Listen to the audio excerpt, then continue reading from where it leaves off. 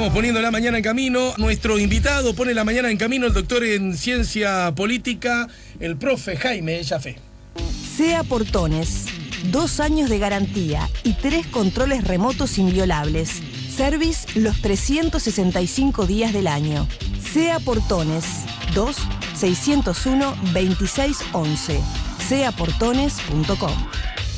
Bueno, hola Jaime, ¿cómo andás? Buen día, bienvenido. Bien, buen día Alejandro, ¿qué tal? Bueno, y hago al aire lo que dije, bueno, felicitaciones porque ahora sos doctor en ciencia política y supongo que eso es un logro que cansa, pero que bien valió la pena vivir, ¿no? Sí, la verdad que sí que es una satisfacción, sobre todo cuando uno lo hace a una edad tan avanzada, ¿no? Hoy en día ya está siendo cada vez más normal que los jóvenes terminen sus estudios de licenciatura e inmediatamente enganchen en un posgrado con 20 y pocos años. Bueno, yo me apuré para por lo menos llegar antes de los 50 y por unos meses lo logré. Porque ahora, ¿cuánto tenés entonces? Ahora tengo 49. Bueno, pues pudo haber sido que como... ¿Cuándo se viene a los 50? Próximamente. En breve. Sí. Eso me tenía como, me ponía como una urgencia. Lo otro era que ya, si me seguía demorando, mis hijos se iban a doctorar antes que yo. Así que, por los dos lados, me vi impelido a apurar el tranco. Pero bueno, la verdad que una alegría haber terminado ese proceso.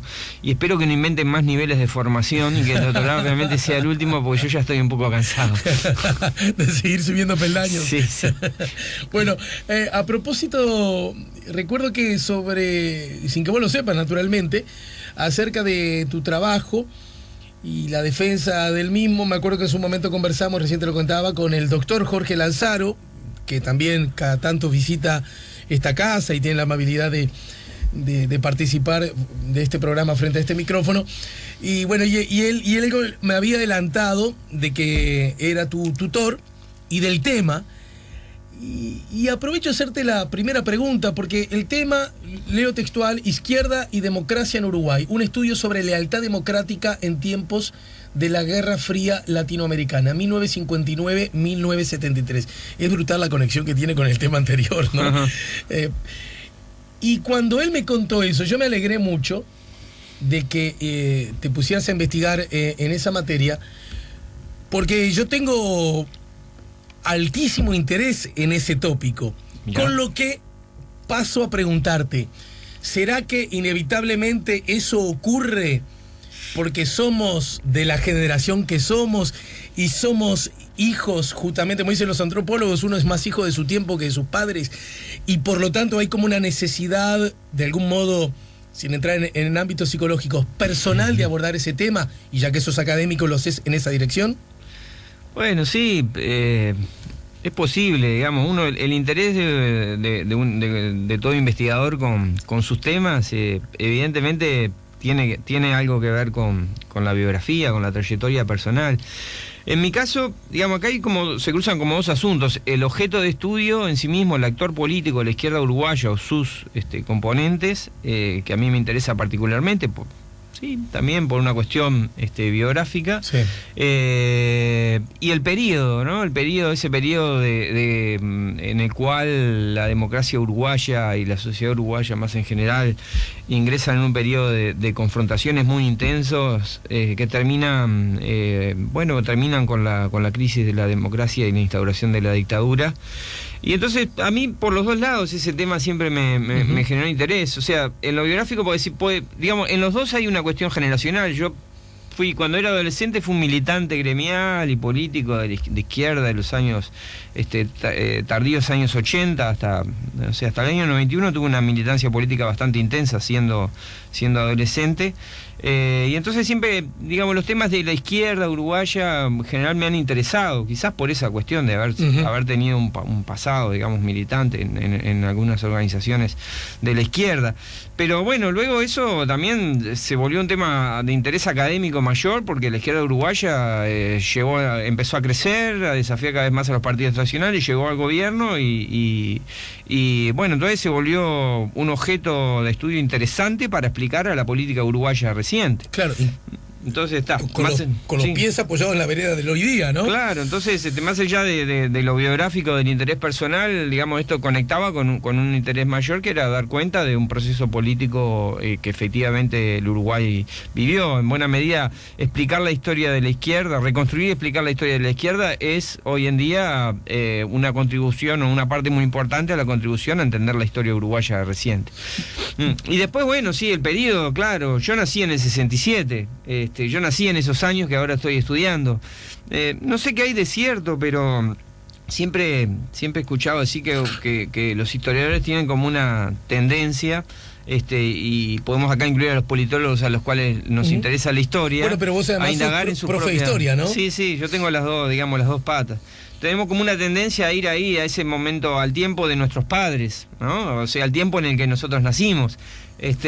Yo no sé, bueno, acá habría que llamar a un psicólogo. Sí, a mí me interesa. Por eso dije que había una pata de la psicología. Capaz que hay algo así subterráneo a lo cual uno no puede llegar tan fácilmente a entenderlo, pero psíquico, digamos, digamos, ese periodo es importante para los estudios de ciencia política en Uruguay, porque es el periodo, como decía al principio, en el cual se gesta el territorio que va a ambientar el golpe de Estado y la instauración de la dictadura. Entonces, digamos, vale por sí mismo, más allá de la biografía, del interés personal, es un tema de sumo interés académico. Y en ciencia política te cuento además, Alejandro, que todo el tema de los quiebres de la democracia en América Latina, la instauración de las dictaduras en los años 70 y luego las salidas de la dictadura, ocupó un amplio espacio de producción en los años 70 y 80.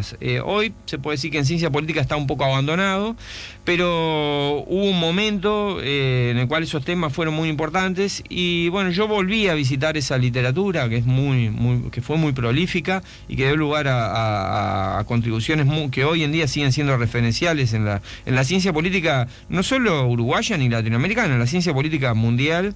Yo volví a esa literatura para tratar, a partir de aquellas construcciones teóricas elaboradas por académicos de otros lugares, europeos, norteamericanos y algunos latinoamericanos que exiliados trabajaban en el norte en aquella época, construyeron teorías para explicar eso, por qué habían caído las democracias y por qué se habían instaurado las dictaduras. Y bueno, yo me apoyé en esas teorías para tratar de contribuir a explicar el caso uruguayo, las peculiaridades del caso uruguayo y en todo caso también formular algunas sugerencias de ajustes a esas teorías a la luz de lo que este caso a mí me sugería, ¿no? Jaime Jaffe, a propósito de esto último que va a decir, tengo otros asuntos sobre los cuales preguntarte dos o tres cosas, pero a propósito de esto último, ¿por qué cayeron las democracias en América en determinado contexto histórico, ¿no?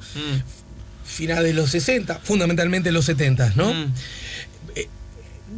Esa sola pregunta da la pauta que hay razones que uno puede encontrar y puede adjetivar como comunes, ¿no? Que de alguna manera se desparraman con mayor o menor intensidad a lo largo de todo el continente y hay, como no podía ser de otra manera, razones peculiares, específicas de los países. Sí. Con lo que de alguna manera empezamos en la discusión aún vigente que tenemos los uruguayos acerca de qué cosas provocaron la dictadura, ¿verdad? Yo siempre digo que hay como dos extremos, corríjame, profe, por favor, me encantaría que así ocurriera además. Hay como dos extremos bien contradictorios y por su sola enunciación a mí me parece un tanto absurdos por sí mismos solos, ¿no? Acá en Uruguay hubo dictadura porque lo resolvió el imperialismo yanqui, ¿no?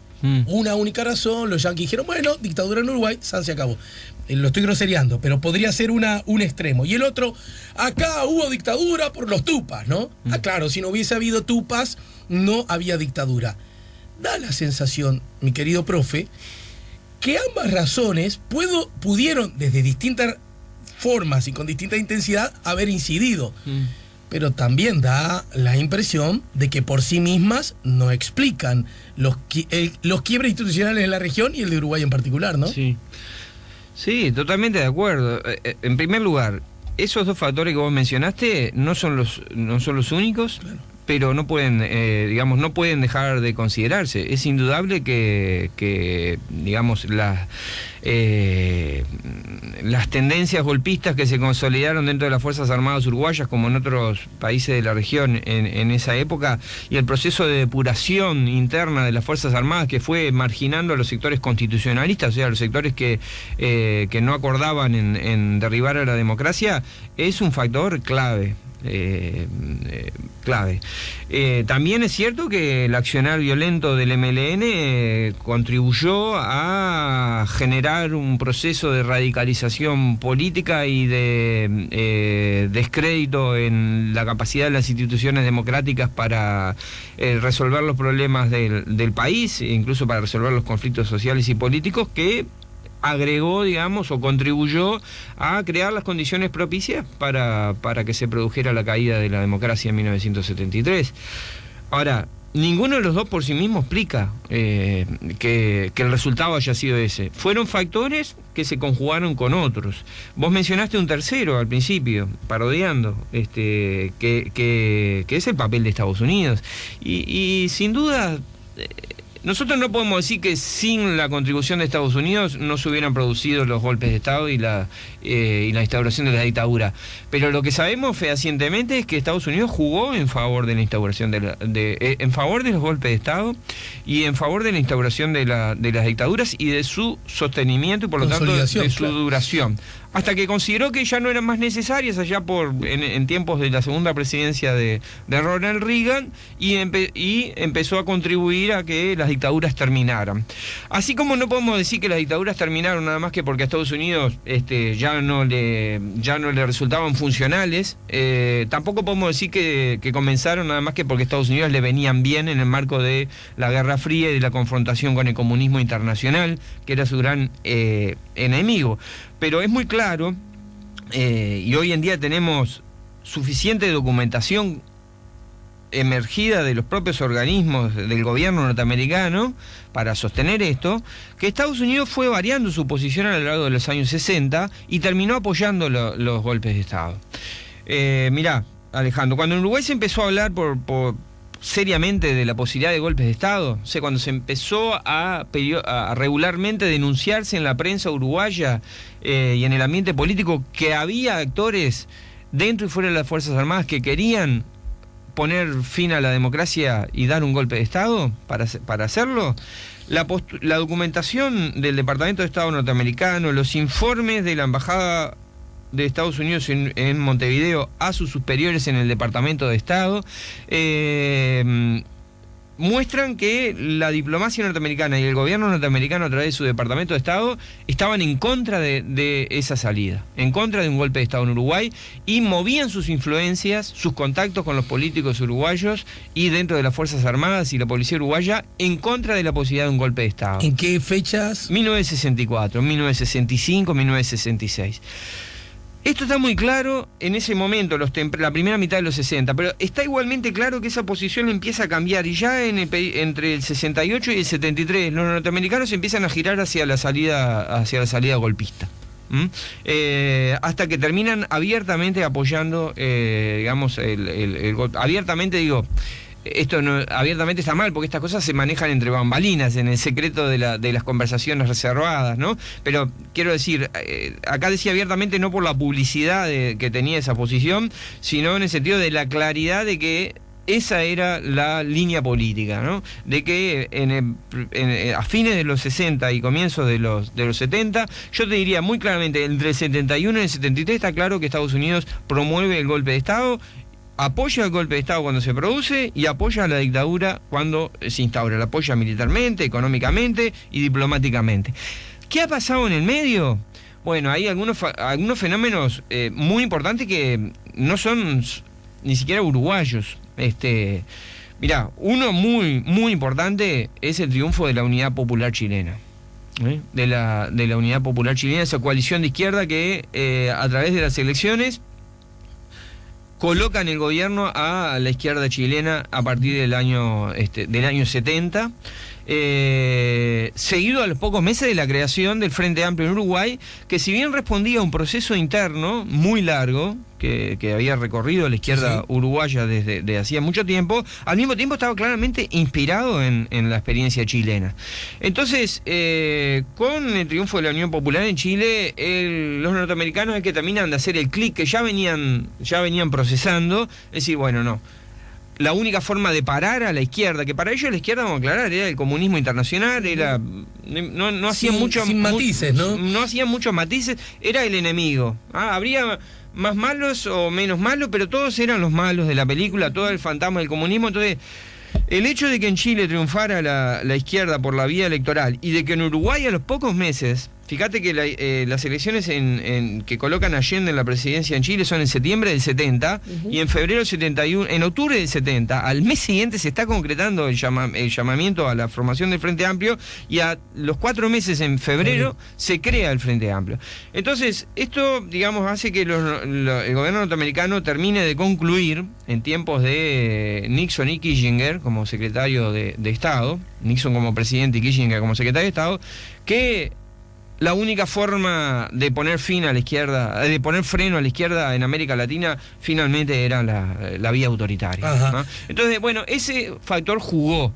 Ahora, ¿eso alcanza para explicar? No, ya lo dije al comienzo. Así como no podemos explicar el final de las dictaduras porque bajo el gobierno de Reagan, Estados Unidos dejó de apoyar abiertamente a las dictaduras y promovió al revés la transición y la salida, una vez que se desmoronaba el comunismo, tampoco podemos explicar el origen solo por el factor norteamericano. Esto se combina con lo que venía pasando en las Fuerzas Armadas uruguayas, que ya dijimos que es lo mismo que está pasando en las Fuerzas Armadas en América Latina. Los sectores golpistas y autoritarios han tomado el control de las Fuerzas Armadas en la mayor parte de los casos. Y por otro lado, digamos, el clima, el ambiente de radicalización política, entre otras cosas propiciado por el accionar del MLN, no únicamente, pero entre otras cosas, va generando ese clima, ese contexto propicio a la salida autoritaria. Y en ese contexto aparece entonces lo que vos señalás en tu tesis, cito textual, esta tesis pretende contribuir a formular una explicación de la lealtad democrática de los partidos que actúan en regímenes competitivos, para que lo entienda todo el mundo, como el nuestro, ¿no? Sí, democráticos, sí. Donde hay competencia política. Los partidos electoral compiten para ver quién gana las elecciones y gobierna el país, ¿no? Compiten y esa competencia se dirime en las elecciones, en las urnas, ¿no? Por la voluntad ciudadana. Uno de los supuestos subyacentes en los estudios sobre quiebres de la democracia producidos en los años 70 era que los partidos con ideología democrática eran los que se comportaban lealmente. Coincidentemente, los estudios sobre sistemas de partidos producidos en la misma época relacionan positivamente ideología partidaria y comportamiento político.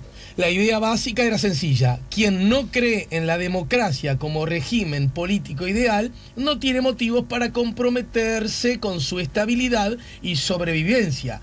Quien sí cree en ella se comportará lealmente. Es bien... La lógica es bien lógica, ¿no? Claro, quien cree en eso va a tener una lealtad a quien no cree en eso. Pero vos agregás, en esta tesis intentamos impugnar este supuesto. Luego de la pausa me resumís, te llevo años, pero lo vas a hacer porque además tenés mucha experiencia en radio. ¿Cuál es el supuesto entonces y desde qué lugar esta impugnación que haces a este supuesto? Los que son verdaderamente leales a la democracia son estos y estos, y los que usan la democracia sin ser leales a la misma son estos y estos. Y aprovecho en esta respuesta tuya a que una vez terminada la dictadura e instalados hoy en donde estamos instalados, si se puede hablar de partidos, estén en el gobierno o en la oposición, que siguen usando la democracia solo en aparente forma transitoria o porque por ahora me sirve, y que no tengan esa lealtad al sistema que algunos reclaman. Luego de la pausa, ¿sí? Estamos conversando acá en el 98.7 con el doctor en ciencia política Jaime Jaffe. Ya volvemos con La Mañana en Camino. ¿Quieres que te vean si no agitas la bandera? Estamos en el 98.7, estamos con Jaime Jaffe, estamos escuchando a Alejandro Balvis. ¿Qué onda con Alejandro Balvis y su música, Jaffe? Me gusta poco, nada, no la conozco, no me interesa, es horrible. No soy un gran conocedor, pero porque la escucho sobre todo en radio así salteado, no es que yo me ponga a escuchar, en general me gusta. Bueno, muy bien, Jaime. A ver, estamos a propósito de tu... ¿Se va a transformar en libro? Bueno, probablemente, todavía no tengo... Sí, sería el destino natural sería un libro. Todavía suele ocurrir además, ¿no? Sí, normal. Pero bueno, esta vez he decidido no apurarme, trabajar el texto todo, a partir de los comentarios críticos que he recibido desde que lo presenté, desde que lo elaboré, y luego tomarme un buen tiempo para corregirlo y buscar de mejor lugar para editarlo. Recuerden que la tesis presentada para aspirar al título de doctor en ciencia política de Jaime Jaffe lleva como título Izquierda y Democracia en Uruguay, 1959-1973, un estudio sobre la lealtad democrática en tiempos de Guerra Fría latinoamericana. Te dejé planteada la pregunta, pero breve paréntesis, sí. ¿Por qué arrancás en el año 59? Y bueno, porque ahí es como que, digamos, la Guerra Fría que había comenzado antes, en 1947, en América Latina se vuelve mucho más álgida, ¿no? A partir del triunfo de la Revolución Cubana, es claro que América Latina se transforma mucho más que antes en un escenario más de la Guerra Fría. Y adquiere, dada la relación histórica de América Latina con Estados Unidos, adquiere una especificidad tan marcada que corresponde hablar de una verdadera Guerra Fría latinoamericana, específicamente latinoamericana.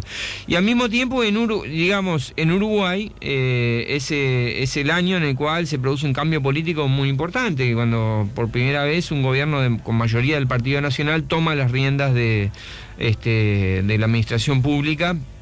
Y esto, bueno, va más allá de que cambia el partido mayoritario, además significa un momento de giro, de viraje en la orientación de las políticas públicas.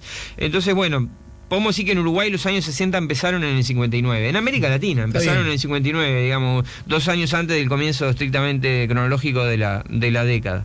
Y como yo creo que este tema de la lealtad democrática no se puede entender, y de la caída de las democracias no se puede entender fuera del contexto de la Guerra Fría en América Latina, bueno, me pareció que era un recorte temporal adecuado para estudiar el problema. ¿Y en qué consiste esa impugnación que vos proponés entonces a propósito del paradigma, por lo menos hasta en esa época más o menos aceptado, ¿no? Acerca de que están algunos que usan la democracia, pero con... llamémosle verdadera vocación y lealtad democrática, y los otros que te usan la democracia solo porque por ahora me conviene un poquito. Sí. Bueno, a ver, en verdad yo no impugno eso que acabas de decir. Yo creo que eso efectivamente es así. Hay quienes creen en la democracia y se comportan de determinada manera, se preocupan más o menos porque la democracia se mantenga como régimen político, y hay otros que no creen en la democracia. En todo caso, mi contribución, si es que la hay, y yo no soy quien lo tiene que evaluar. Bueno, tuviste un tribunal que entendió que hiciste la contribución. Mi tutor y el tribunal de tesis entendieron que sí, por lo menos que me defendí bien de las críticas que me hicieron. Pero lo que yo sostengo, para resumirlo, es que no hay una relación directa entre la preferencia por la democracia, entre creer que la democracia es el sistema político preferible y comportarse lealmente hacia la democracia. Abro un paréntesis acá pequeño. ¿Qué es comportarse lealmente con respecto a la democracia?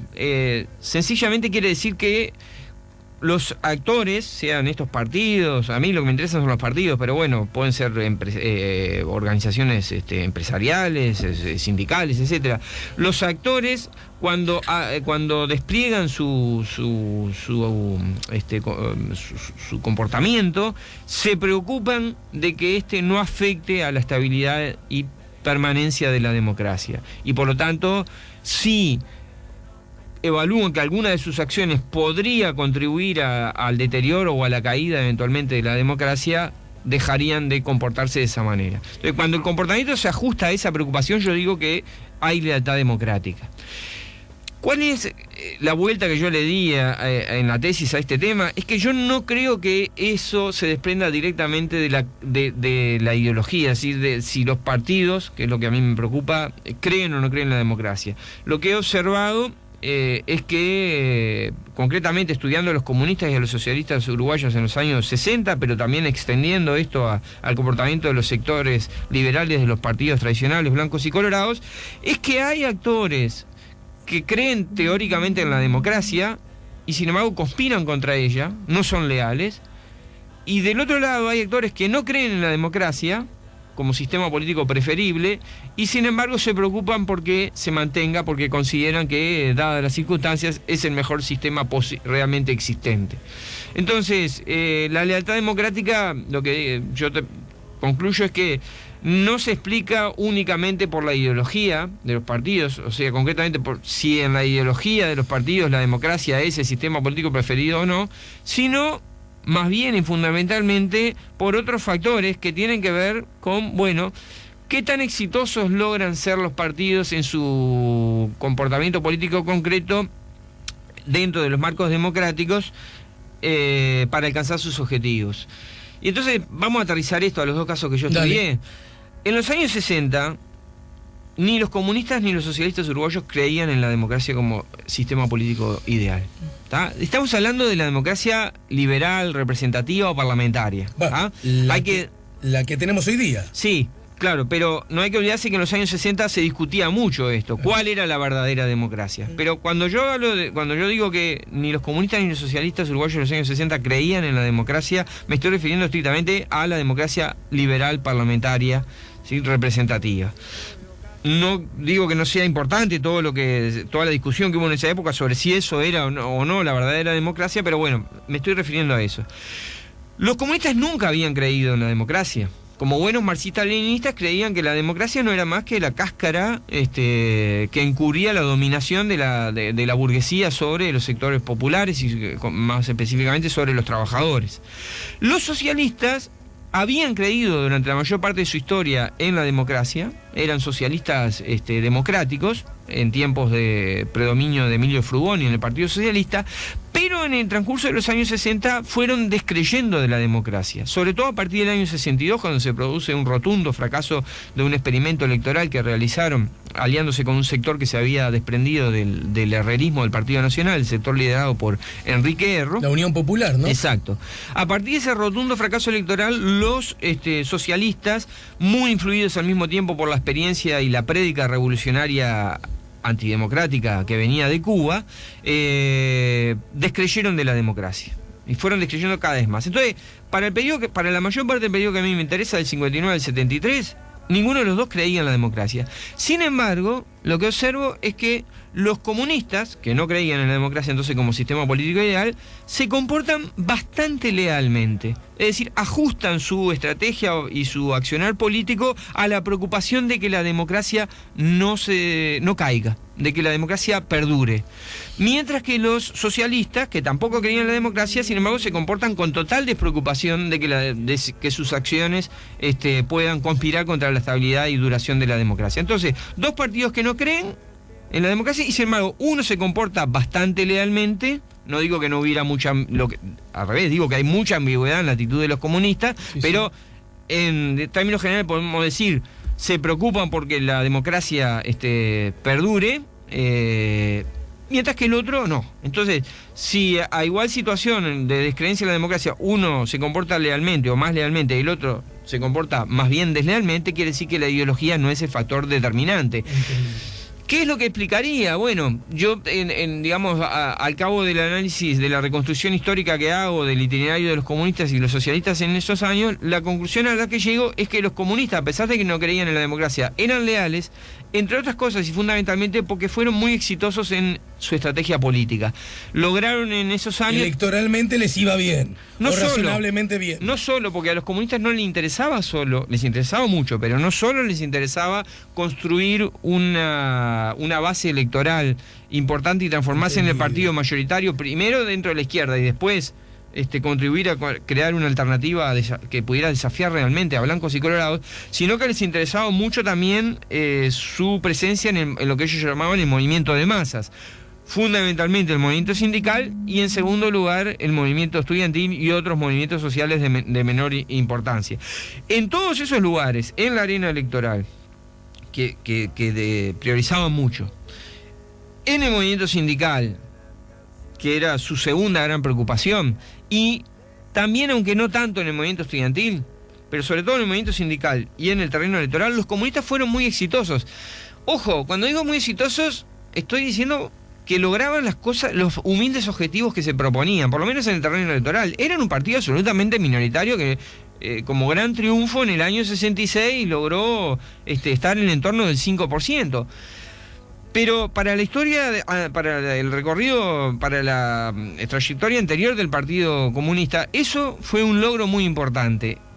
Y aparte, los comunistas venían bregando por la construcción. Los comunistas tenían claro que ellos solos no podían desafiar a los partidos tradicionales. Por eso fueron grandes promotores, no únicos, pero grandes impulsores de la construcción de un frente político que reuniera a la izquierda y otros sectores progresistas del país.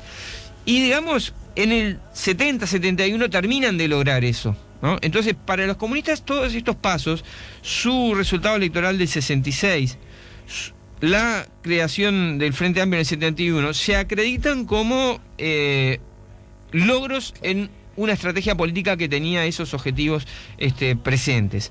Entonces, mientras esto sucede, en el caso de los comunistas, lo de los socialistas es una desgracia tras otra. Con los mismos objetivos, o con objetivos más o menos similares. Bueno, los objetivos eran... que me vaya bien las elecciones nacionales, que me vaya bien con los trabajadores, que me vaya bien... ¿no? Exacto. Pero en ambos casos, en el terreno electoral y en el movimiento sindical, los socialistas sufren tremendos reveses en estos años. Tremendos reveses.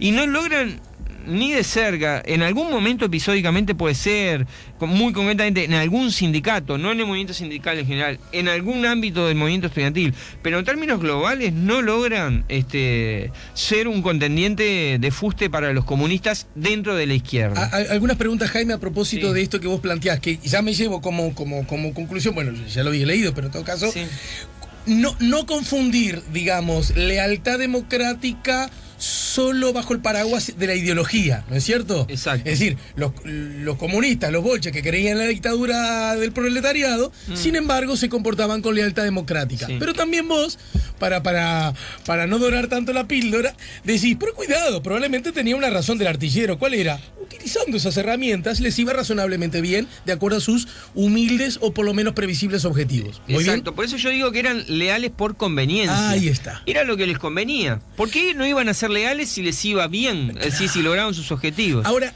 de los socialistas, dos preguntas en una. Primero, ¿cuáles serían los gestos en donde se evidencia la poca lealtad o la más frágil lealtad de los socialistas?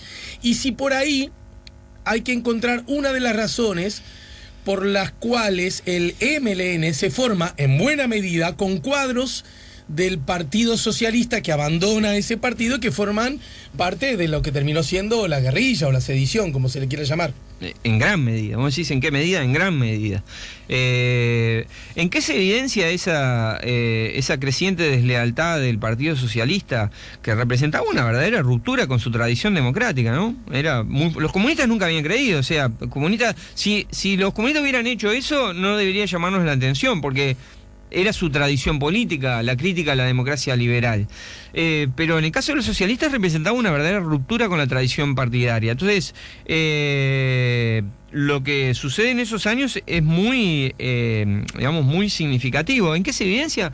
Bueno, que a partir del 62, ahí 63, 64 y hasta el 65, que yo creo que es el punto culminante de este proceso, los socialistas cada vez más en sus documentos, en sus discursos públicos, esto no hay que rascarlo debajo de ninguna piedra, está en las resoluciones de sus congresos, en las entrevistas que conceden sus dirigentes, en los escritos de su principal, referente intelectual, que era Vivian Trías en esos años, una feroz crítica a la posibilidad de realizar transformaciones revolucionarias en el marco de la democracia liberal y una simpatía cada vez mayor por la lucha armada como el camino que debían seguir los auténticos revolucionarios para poder alcanzar sus objetivos en América Latina y en Uruguay como un país latinoamericano más. Esto, repito, no se ocultaba, esto era público, esto los socialistas lo decían, lo ponían por escrito en sus documentos.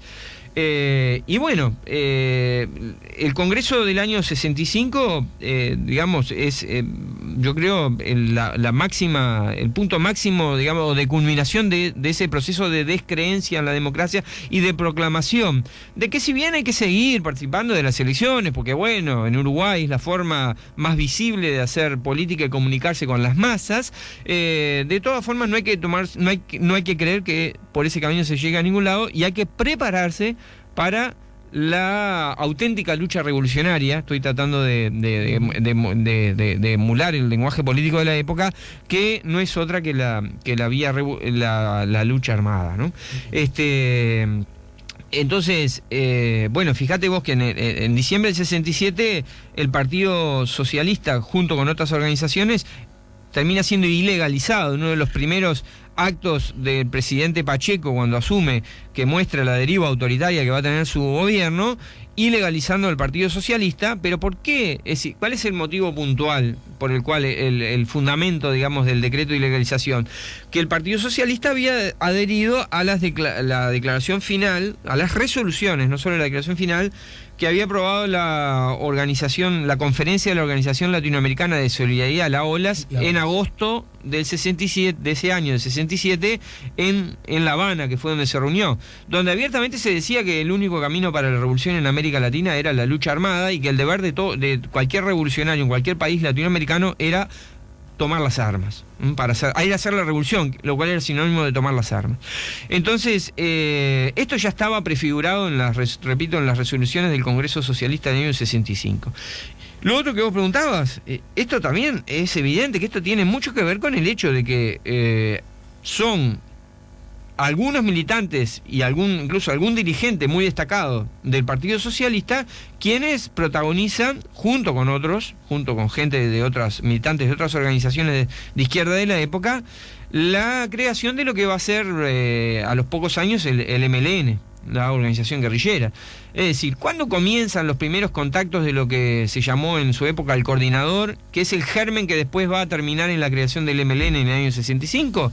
Empezaron justamente entre el año 62 y 63, como un agrupamiento que se proponía dar apoyo a los cañeros de Bella Unión, que había organizado Raúl Sendic, dirigente del Partido Socialista, miembro del Comité Ejecutivo Nacional del Partido Socialista, ex secretario general de la Juventud Socialista, pero que más allá de brindar apoyo a la lucha de los cañeros, fue el ámbito donde empezaron a desarrollarse algunas acciones de violencia política, ¿no? Y de uso de las armas para fines políticos. Allí fueron muy protagónicos varios militantes del Partido Socialista. ¿Sí? Varios militantes del Partido Socialista. Y el Partido Socialista no es que no supiera esta situación. La conoció y su actitud no fue sancionar ni expulsar a estos militantes. No, por el contrario. El Partido Socialista permitió que algunos de sus militantes participaran de la gestación de lo que terminaría siendo el MLN, y hasta les dio apoyo en ciertas circunstancias.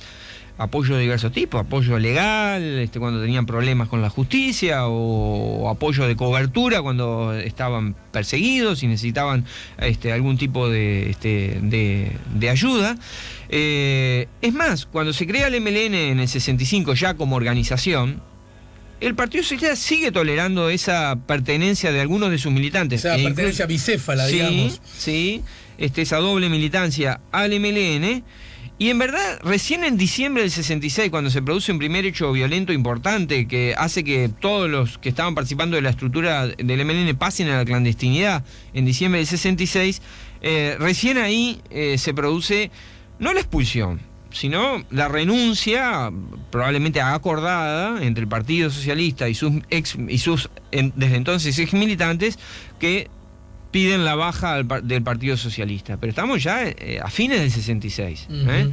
Ya han pasado 5 años desde la creación o 4 años de la creación del coordinador, y un año largo, un año y pico, desde la creación del MLN propiamente dicho. Entonces es evidente que si bien el Partido Socialista nunca, y en esto hay que ser terminante, por sí mismo nunca practicó la lucha armada, solo la proclamó como necesidad y como única vía posible para la revolución, el Partido Socialista en ese sentido no llevó a la práctica su propia prédica en favor de la violencia política revolucionaria, de todas maneras estuvo, digamos, en esta situación ambigua, ambivalente en cuanto a la participación de algunos de sus militantes, incluso de uno de sus dirigentes más destacados, en la creación de la guerrilla Tupamare, ¿no? En ese contexto, porque el estudio tuyo va del, como dijimos, 59 hasta el 73, Sí. el quiebre institucional, quiero hacerte dos preguntas, instalándome en esta lectura que vos haces acerca en particular de los comunistas.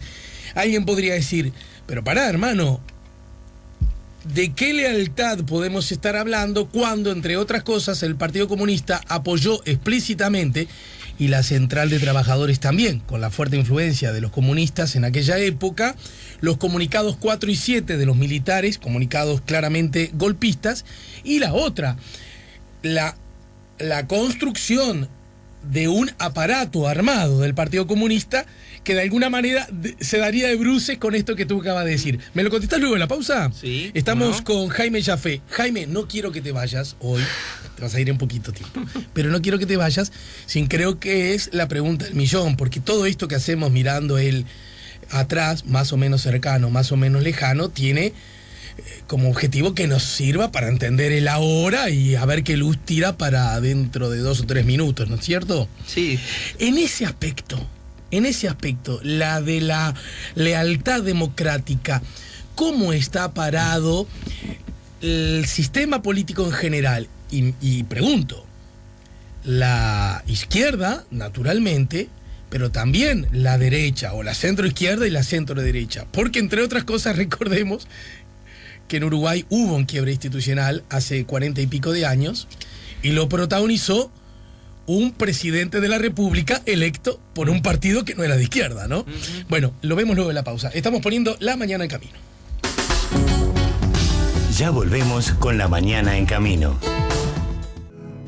Pasa lo que no querés y ese lugar no le temes. Estamos poniendo La Mañana en Camino, estamos en el último tramo de la charla con el doctor en Ciencia Política, investigador y docente Jaime Jafé, a propósito justamente de su tesis de doctorado y vinculado a la lealtad democrática y específicamente hablando de Uruguay del periodo 58-73 y haciendo especial hincapié en la izquierda y algunos referentes de la izquierda muy importantes como los comunistas y los socialistas.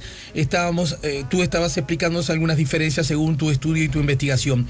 En ese contexto y teniendo en cuenta algunas conclusiones a las que llegamos, primero, el sustento ideológico no necesariamente da pauta de mayor o menos adhesión a la lealtad democrática, ¿verdad? Esa es la primera. Por lo menos en esa época en la cual pocos creían en la democracia.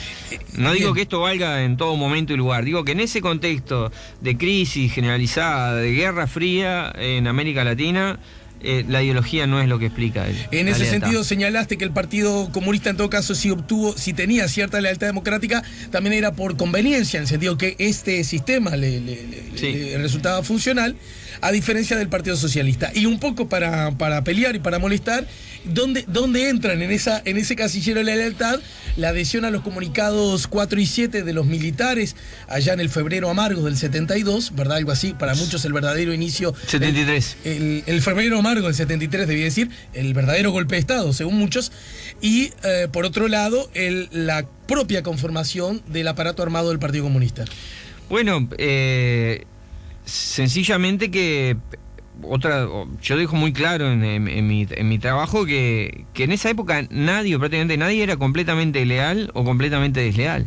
La pauta es la ambigüedad más absoluta, la ambivalencia. Yo lo que reconozco son mayores o menores grados de lealtad o deslealtad. Y en ese sentido digo, los comunistas eran más bien leales, pero no eran 100% leales a la democracia, y los socialistas eran más bien desleales. Y esto vale también para los partidos tradicionales, ojo. Pero yo no digo, este estudio está centrado en los dos partidos marxistas de la izquierda. Y bueno, los dos hechos que mencionás son fehacientemente probatorios de esa ambigüedad de los comunistas en su accionar fundamentalmente leal. A esta altura está clarísimo que en el año 64 el Partido Comunista resolvió crear un aparato militar y un aparato armado, aunque en la jerga comunista lo llamaban el aparato militar, y que lo mantuvieron hasta que fue descubierto por los militares. Bueno, no sé si descubierto, hasta que los militares decidieron hacer público su existencia en el año 75. Y era un aparato que estaba destinado básicamente a dos cosas, ¿no? Era un aparato que estaba previsto en el largo plazo, porque los comunistas, como bien dijimos, no creían en la democracia liberal, concebían que algún día, para dar el golpe final que pautara el triunfo de la revolución, la toma del Palacio de Invierno, para ponerlo en la jerga bolchevique del siglo XX, en algún momento la situación se iba a tener que definir violentamente, ¿no? En esto también no hay que rascar abajo las piedras. Los comunistas lo decían abiertamente. Todos los escritos de Arismendi en esta época dicen la clase dominante no nos va a permitir hacer la revolución pacíficamente. Nosotros vamos a transitar el camino pacífico porque es el menos doloroso, porque es el que preferimos, tanto como podamos, pero llegará un día en que tendremos frente a nosotros el dilema de o la contrarrevolución o enfrentar la violencia de las clases dominantes. Tenemos que estar preparados, lo decían así. ¿Y qué es tenemos que estar preparados? Tenemos que tener armas prontas, ¿no? Las armas no las vamos a ir a buscar el día que las clases dominan, ¿no? Entonces, esto es consistente con ese alineamiento estratégico de largo plazo. Algún día las clases dominantes no nos van a permitir. No nos van, y nosotros, si queremos que la revolución triunfe, tenemos que estar preparados, o sea, tenemos que estar armados. Después había un argumento más de mediano y corto plazo, y era la preocupación por el golpe de Estado, ¿no? Porque la revolución ni siquiera pudiese ponerse en marcha en sus fases preparatorias, ya no definirse en algún momento, porque sencillamente las clases dominantes se anticiparan y dieran un golpe de Estado que cerrara las posibilidades de la izquierda de seguir, y del movimiento de masas de seguir desarrollándose. Entonces, aquí es muy importante el año, ¿no? ¿Por qué es en el 64 que el Partido Comunista decide crear el aparato militar? ¿Por qué no lo crearon en el 59? ¿Por qué no lo habían creado en el 47? Si siempre pensaron lo mismo, de que en algún momento habría que tener una resolución violenta del proceso revolucionario. ¿Por qué? Por el golpe de Estado en Brasil. Porque en Brasil, en marzo del 64, se produce el golpe de Estado. Las Fuerzas Armadas, con el apoyo de Estados Unidos, derriban al presidente de Brasil e instauran una dictadura anticomunista. Entonces, ahí se abre clara la perspectiva de que, al igual que en Brasil, en cualquier otro país latinoamericano, las fuerzas, lo que concebían como las fuerzas representativas de las clases dominantes, con el apoyo de Estados Unidos, podrían dar un golpe de Estado que clausurara la vía democrática. Entonces, para eso también había que estar armado, para enfrentar la posibilidad de un golpe de Estado, para evitar en la jerga comunista de la época la posibilidad de un golpe de Estado. Entonces había un argumento un fundamento de largo plazo y uno de más mediano y corto plazo. Que en alguna medida me permito sugerir que tienen ciertas zonas de contradicción, ¿no? Claro, uno es democrático. Una cosa es decir, el de corto plazo es para defender a la democracia. Defender lo que quiero, y otra cosa es decir, me armo porque cuando yo voy a querer avanzar no me lo van a permitir. Bueno, viste, la ambivalencia. Por eso yo digo que nadie es plenamente democrático, ni nadie es plenamente antidemocrático o desleal en Incluso esa época. hay otra ambivalencia, porque si de verdad lo que a vos te molesta es el golpe de Estado, no me apoyes los comunicados 4 y 7. Bueno, ¿no? y ahí viene el otro gran comportamiento ambivalente, para nada desleal, en ese momento, que es, el optimismo con el cual los comunistas vieron los comunicados 4 y 7, en base evidentemente a un error de interpretación. Interpretaron que esa era la expresión de la existencia de un sector progresista dentro de las Fuerzas Armadas, que al igual que había sucedido en Perú, podría, si no protagonizar, como había sido el caso peruano, por lo menos plegarse a un proceso de transformaciones progresistas. Ahora, eso está en juego, ¿no? Eso también es parte de la estrategia comunista, de que para hacer la revolución había que contar con un sector de las Fuerzas Armadas, que no se podía tener, si no se podía ganar a las Fuerzas Armadas en su conjunto, por lo menos no se las podía tener en contra de su conjunto, que había que tener el apoyo de un sector de las Fuerzas Armadas, y que para eso había que apostar a lo que ellos creían que era la existencia de un sector progresista. Y no decían democráticos, decían progresistas. En ese sentido no les importaba demasiado qué tan democráticos fueran, sino que fueran progresistas, que pudieran ser parte de una alianza política y social que impulsara transformaciones revolucionarias. Y ahí, bueno, se concretó la ambivalencia. Ahora yo te digo, otra de las conclusiones a las que yo llegué en la reconstrucción de ese proceso es que tampoco podemos pensar que defender a Bordaberry en ese momento era un síntoma de lealtad democrática. Porque si de algo estaban convencidos todos los actores políticos era que Bordaberry era un problema para la continuidad de la democracia. Wilson Ferreira no defendió bueno, Bordaberry, ahí ¿verdad? los blancos wilsonistas muy claramente apostaron mayoría, a sacar a Bordaberry del medio. Pero no por deslealtad, para salvar a la democracia, porque habían llegado a la conclusión de que Bordaberry, el presidente electo, era un problema para la continuidad de la democracia. Los hechos le dieron la razón, ¿no? Bueno, los hechos le dieron la razón, muy bien, así que tan equivocados no estaban. Pero a veces hacemos escuchamos análisis en el cual decimos, todos los que reclamaban la renuncia de Bordaberry en ese momento, los comunistas, pero también Wilson y también Sereni, y también algún sector dentro del Partido Colorado, si no la reclamaban, por lo menos manejaban la posibilidad secretamente o tras bambalinas, ¿eran desleales? No, o por lo menos no estaban actuando en ese sentido, al revés. Su preocupación era salvar a la democracia, y para salvar a la democracia creían que la salida de Bordaberry era importante. Entonces, no podemos hacer esa asociación sencilla, 40 años después, de decir, todos los que en ese momento no apoyaron a Bordaberry, entonces eran desleales. Bueno, capaz que a largo plazo podemos decir, su actitud terminó contribuyendo a debilitar a las instituciones y fortalecer a los militares que darían después un golpe de Estado. Pero en esa coyuntura, Bordaberry no era el representante de la lealtad democrática. Bueno, pero además en esa misma dirección, yo me permito hacer un comentario, corre por mi cuenta, que en todo caso, si aún fuera cierto eso, que el acorralamiento, digamos, le dio un nuevo viento a la camiseta a la vocación golpista de los militares, en todo caso, Bordaberry se alió con ellos. Porque pudo haberse ido para su casa o a prisión. Sí. O pudo haberse colocado una metralleta en el pecho como Allende, ¿no? Y quiero decir, y no hizo eso. Se alió, formó parte de. Por lo tanto, era claro que la vocación democrática, después el hombre lo admitió, ¿no? Claro, explícitamente, yo nunca creí en esto, el poder viene de Dios, etcétera, etcétera. Está claro que Bordaberry no fue leal, digamos, fue el primer desleal, o fue uno de los primeros desleales. Pero entonces, bueno, esto no es para excusar a los comunistas.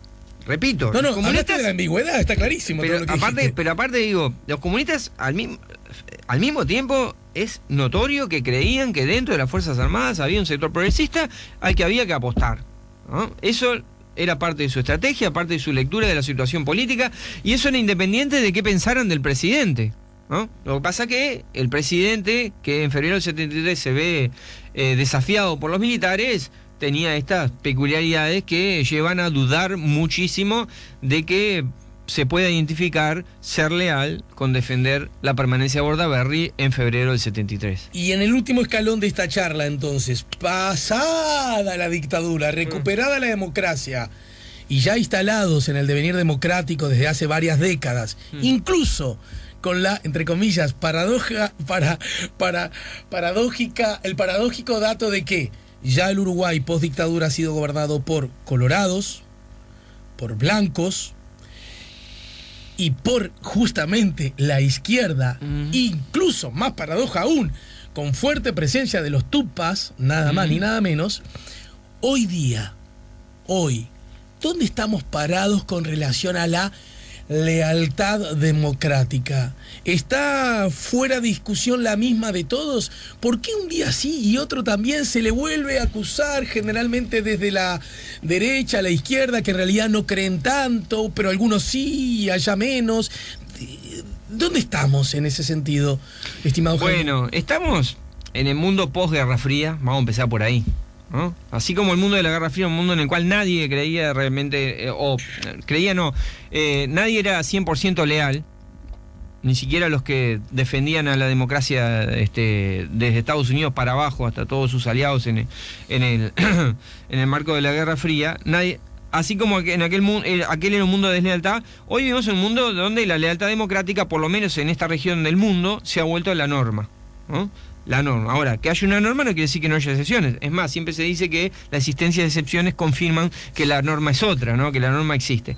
Y para hablar concretamente del caso, digo, esto es general para América Latina, a pesar de que ahora estamos viviendo procesos donde la democracia está haciendo ruido en más de un país en América Latina, podemos decir que sigue siendo la pauta general, y en particular en Uruguay, y específicamente en la izquierda uruguaya, yo creo que, digamos, la preferencia por la democracia como el régimen político ideal está absolutamente instaurada y extendida, más allá de que hay algunos actores que en términos ideológicos muy de largo plazo tengan algunas dudas al respecto.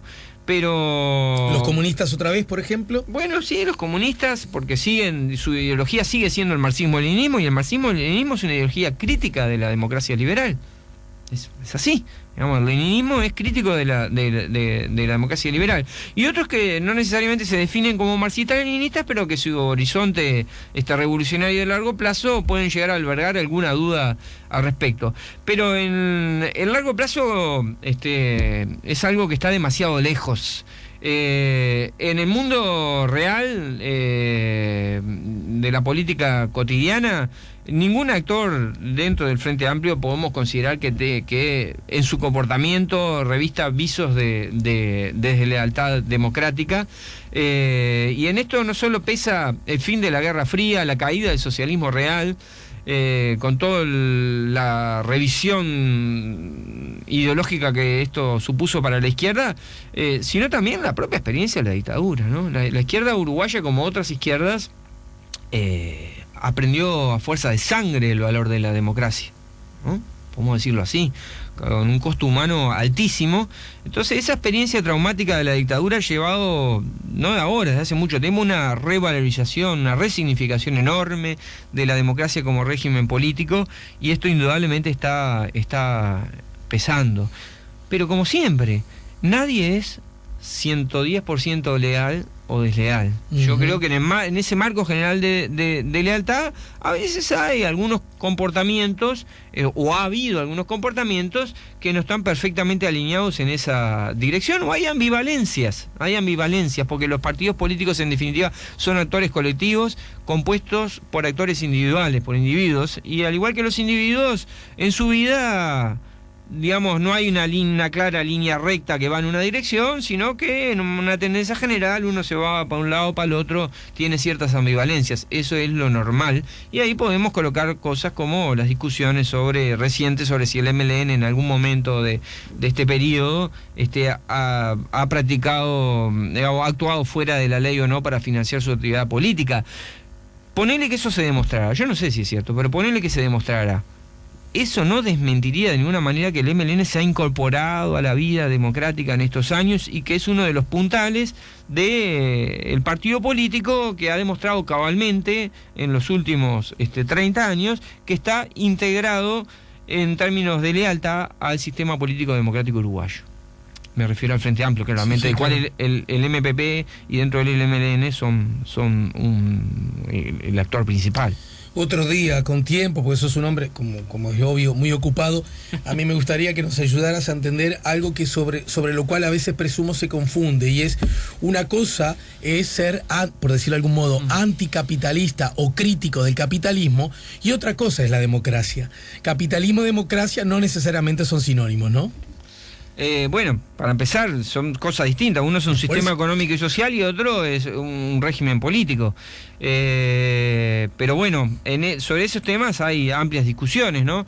Sobre si la democracia solo puede sostenerse en el marco de un sistema económico y social capitalista, o puede concebirse formas alternativas al capitalismo que convivan con la democracia política. ¿Dónde se puede leer esto formidable que escribiste, que tanto tiempo te llevó y de tanta utilidad, creo yo? Por ahora en ningún lado. Hasta como te decía, estoy trabajando muy... ¿No me das autorización para colgarlo? Tengo un plan de trabajo muy serio para incorporar las críticas que he recibido antes de darlo a conocer públicamente. Pero me puedo quedar con la idea de que alguna vez se transformará en libro Esa sería mi aspiración. Esa sería. Por lo que algunos huelo, artículos. quizás no este año. No, este año no va a dar. Bien, huelo bien. Entonces. Así que te pido que ese archivo que te mandé para que prepares la entrevista lo destruyas. No lo voy a destruir, pero tampoco lo voy a compartir. Quédese tranquilo. Bueno, muchas gracias, Jaime. Gracias, como siempre, por tanto aporte y por tanta generosidad y por tanto trabajo. Nos ayudó a poner la mañana en camino el doctor en ciencia política, investigador y docente Jaime Yafé, a propósito de la tesis con la cual aspiró a ser doctor en ciencia política, aspiración que se concretó, ¿verdad? Bien, así que otra vez más felicitaciones. Bueno, muchas gracias. SEA Portones, 2 años de garantía y 3 controles remotos inviolables. Service los 365 días del año. SEA Portones, 2-601-2611. seaportones.com.